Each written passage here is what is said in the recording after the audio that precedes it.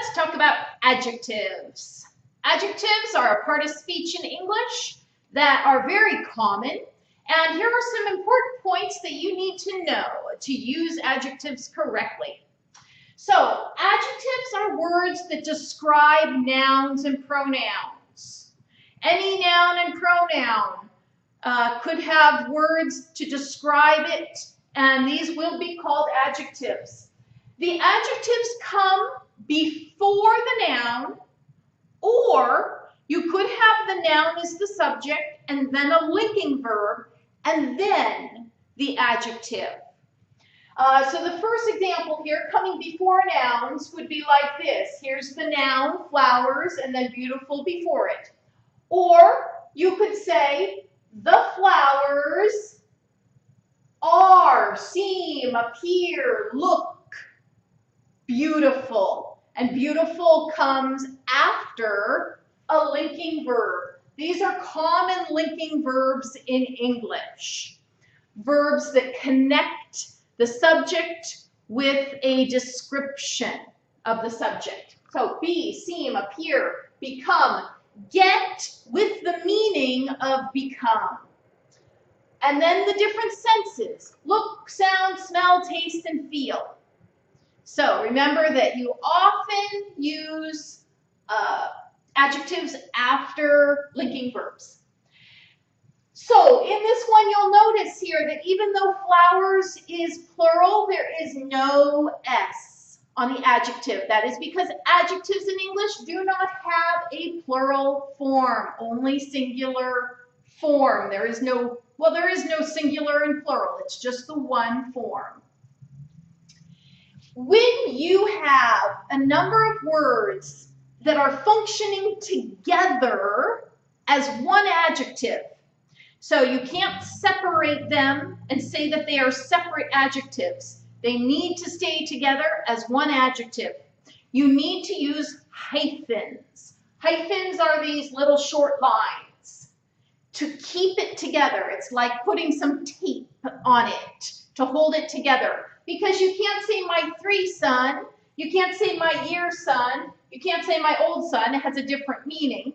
We need it to be all together. My 3-year-old son. Put hyphens. Also, no S on year.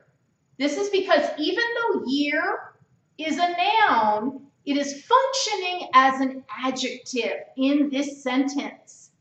And if a noun is functioning as an adjective describing another noun, then it does not use the plural. My 3-year-old son. Participial adjectives. Verbs in English have 2 participles, present participle and a past participle. The present participle is with ing, confusing. Past participle usually is with ed, confused. Also, we have irregular past participles in English, broken. But the difference between present participle and past participle, when you are using them as adjectives, the present participle has an active meaning. The past participle has a passive meaning. Active meaning. This means that the noun that this adjective is describing is doing this action. The confusing book. The book is causing the confusion. It is creating it. I was confused. I am receiving this confusion from the book. Almost always when you're talking about emotions, feelings, you're probably going to be using the past participle, not the present participle, because the present participle is giving. The past participle is for the receiving, and the emotion is the receiving. As a teacher, sometimes I am confused confusing if I am not clear and my students don't understand. Then I say I am confusing. But if another person is speaking and I don't understand that person, then I am confused. I am the one feeling it. Okay, adjective order. You may not realize, but there is actually an order to different types of adjectives in English. If you have all the same type of adjective, you don't need to worry. But there are different categories of adjectives. There is a category of opinion, what you think about something. Beautiful is an example of a descriptive or opinion adjective. Then you have adjectives of size, little, big. You have adjectives of shape, square, round. Adjectives of age, old, young. Adjectives of color, adjectives of nationality, and anytime you have nationality, you should have a capital letter at the beginning. Adjectives of material, wooden, silk, cotton. And finally, adjectives of, well, some books will say adjectives of function or purpose. But you can also think this is an adjective that is usually a noun.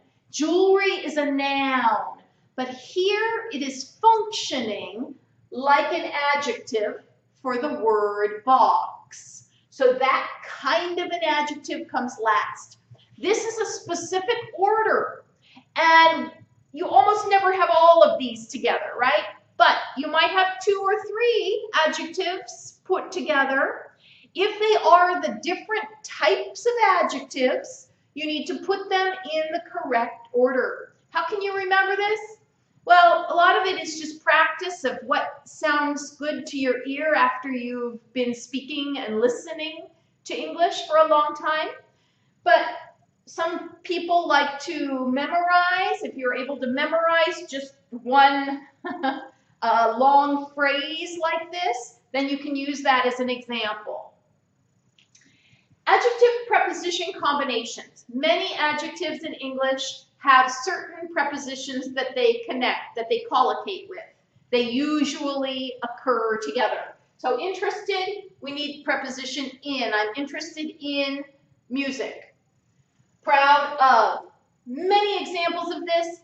You just need to learn them. You need to memorize them. Sometimes they might make sense to you. A lot of times they won't. They're just combinations you have to memorize. And then we have comparatives and superlatives.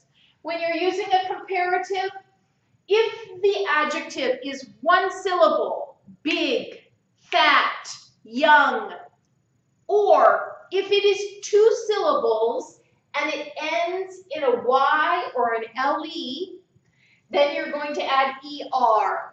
So let's take a 1 syllable adjective like big. Adding ER, you need to remember the consonant, vowel, consonant rule in English. I call it the CVC rule. At the end of the word, if you go back, if you have consonant, vowel, consonant, you double the final consonant. So bigger. And then let's take a 2-syllable adjective that ends in Y, pretty. So pretty. If you have a consonant before the Y, then you have to change the Y to an I. Again, if it's a consonant before the Y.